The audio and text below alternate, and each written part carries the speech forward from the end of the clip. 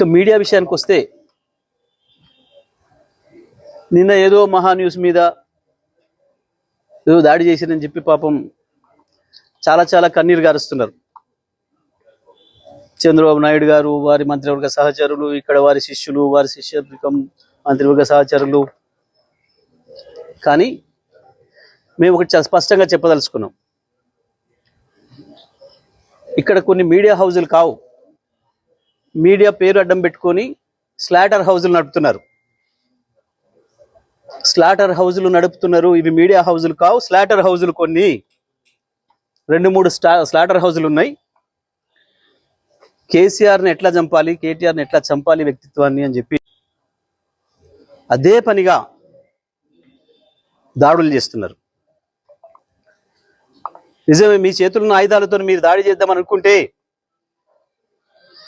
లక్షలాది మంది కేసీఆర్ అభిమానులు చూస్తూ కూర్చోరు. వాళ్ళ చేతుల్లో ఉన్న ఆయుధాలకు వాళ్ళు కూడా పని చెప్తారు. నిన్న జరిగింది దాడి కాదు, నిరసన మాత్రమే. నేను దాడి మొదలు పెడితే అట్లా ఉండదు. కానీ మొదలు పెట్టమని మాత్రం అనుకోకండిగా, మొదలు పెట్టమని అనుకోకండిగా. మా సహనానికి కూడా పరీక్ష అయిపోయింది. నోటికొచ్చిన పద్ధతుల్లో మీకు ఇష్టం వచ్చిన బూతులు మాట్లాడుతూ మేము మీడియా అని చెప్పి మేము రాస్తామని మాట్లాడితే ఎవడుకుంటాడరా, ఎందుకుంటాడరా?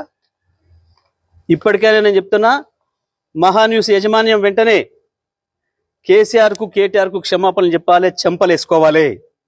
లేదంటే ఎవడిని వదిలిపెట్టాం.